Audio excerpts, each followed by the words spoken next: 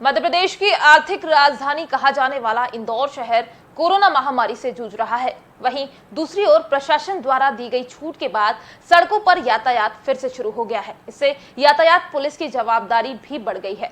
यातायात विभाग अब लोगों को कार और बाइक पर सोशल डिस्टेंसिंग के नियम सिखाएगा। कोरोना संक्रमण के दौरान 70 दिन से बंद शहर के लोग यातायात के नियम भूलने लगे हैं। वहीं ट्रैफिक नियमों की जागरूकता के लिए विभाग द्वारा विशेष प्रयास किए जा रहे हैं।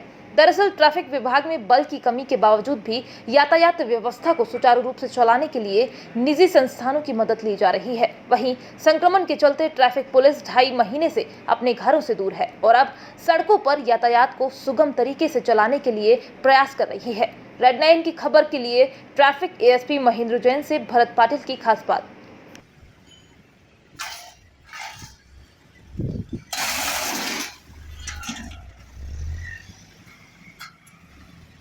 इंदौर में जहां एक और कोरोना का संकट लोगों में मंडराया हुआ है, एक ऐसे संकट से हमने पिछले 72 दिनों से भी अधिक का समय निकाला, जहां पर अपने घरों में रहकर हमने प्रशासन को जहां एक और सहयोग किया। लेकिन अब धीरे धीरे सुचारू रूप से जहां व्यवस्थाएं वापस अपने चरम पर आ रही है, वो गाड़ियां जो सड़कों पर दौड़ने लगी हैं, जिनके पहिए चलने लगे हैं, एक ज़िंदगी की रफ्तार के साथ कुछ ऐसा ही हम चर्चा करेंगे, जहां यातायात को लेकर के एक सुजम कई तरह के प्रयास किए गए, कई जागरूक अभियान चलाए गए और उन्हीं जागरूक अभियानों का नतीजा मिला कि हम पिछले वर्ष सड़क दुर्घटनाओं में जो हादसे होते हैं, जिनमें मरने वालों में काफ़ी गिरावट देखने को मिली और ट्रैफिक को बेहतर इंदौर की बनाया। आज हमारे साथ ऐसी शख्सियत है जिनसे हम ट्रैफिक को समझेंगे।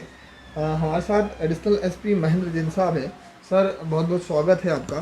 सर, मैं ये जानना चाहूँगा ट्रैफिक को लेकर के, क्योंकि अब सबसे बड़ा चुनौतीपूर्ण है, जहाँ एक और ये वायरस का संक्रमण, दूसरी ओर पुलिस की वही जिम्मेदारी ट्रैफिक को लेकर के।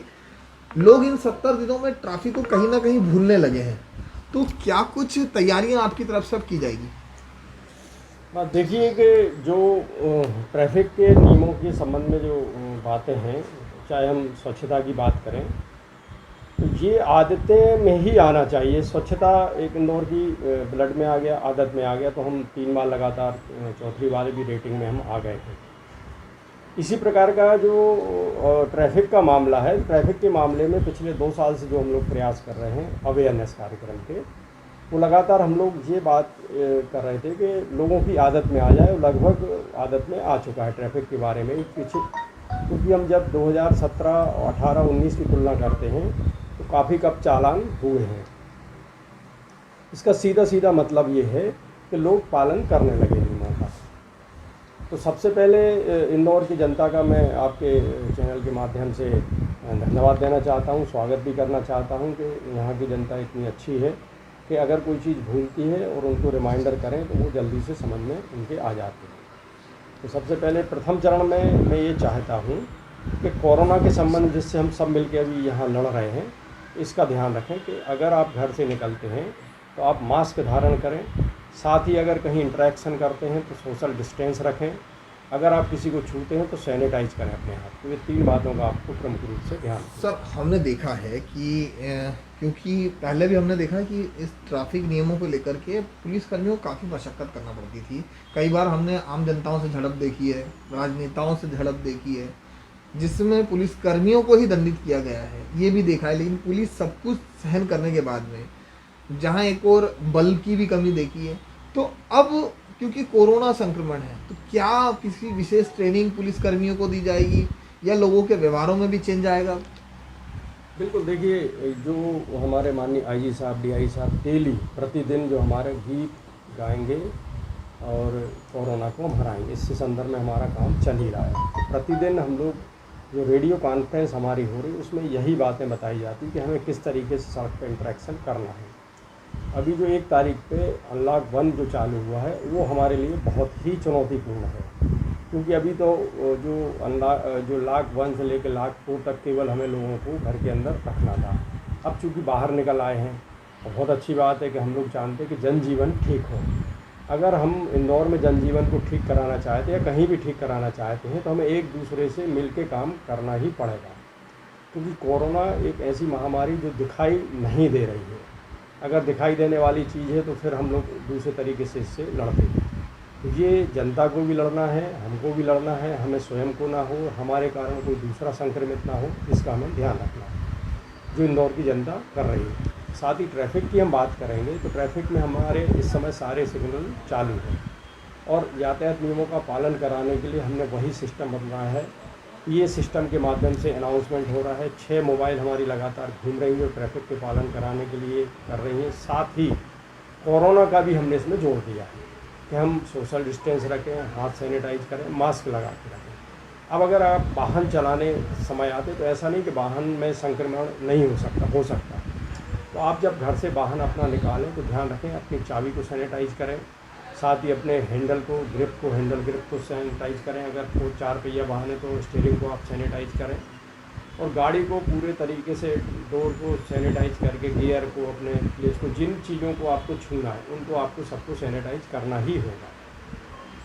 सर एक और क्योंकि सबसे बड़ा विषय है, कई कंटेनमेंट एरिया है, कई रास्ते ब्लॉक है, कई ट्रैफिक को डाइवर्ट किया गया, ये कितना चुनौतीपूर्ण रहेगा ट्रैफिक डाइवर्ट? बिल्कुल, देखिए जैसे कि इधर जवाहर मार्ग हमारा आधा पार्ट अभी बंद है। अब जवाहर मार्ग जो है मेन हमारी आरटीज है।